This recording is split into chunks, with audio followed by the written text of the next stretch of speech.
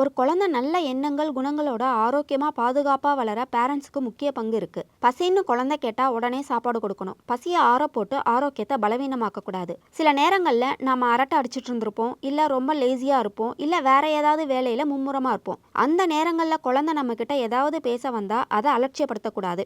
அவங்க ஏமாந்து ஏங்கிடுவாங்க. குழந்தைங்க பேசிக்கிட்டே இருக்கும்போது சி வாய முடு தொணதொன்னு கேள்வி கேட்காத அப்படின்னு நம்ம எரிச்சலை அவங்க மேல காட்டி அவங்க ஆர்வத்துக்கு தடை போடக்கூடாது. வீட்டுல ஒண்ணுக்கும் மேற்பட்ட குழந்தைகள் இருந்தா ஒருத்தரோட ஒருத்தரை கம்பேர் பண்ணி பேசக்கூடாது. குழந்தைங்க தவறு செய்யும் போது தன்மையோட திருத்த முயற்சிக்கணுமே தவிர தண்டிக்க கூடாது. அது அவங்கள ரொம்ப இறுக்கமான மனநிலைக்கு கொண்டு போயிடும். நம்ம அப்பா அம்மாவை நாம எப்படி நடத்துறோங்கிறத நம்ம குழந்தைங்க கவனிச்சுக்கிட்டே தான் இருப்பாங்க. நாளைக்கு அதையே தான் அவங்க நமக்கும் செய்வாங்க. அதனால நம்ம பேரண்ட்ஸை நாம தரம் தாழ்த்தாம பார்த்துக்கணும். ஓடி ஆடி விளையாட அனுமதிப்போம். படிக்கும்போது நாமளும் கூடவே உட்கார்ந்து ஊக்கம் கொடுப்போம். குழந்தைங்க முன்னாடி சண்டை போட வேணாம். பேரண்ட்ஸ் நாம இதெல்லாம் கட்டாயம் ஃபாலோ பண்ணி குழந்தைய பேணி காப்போம்.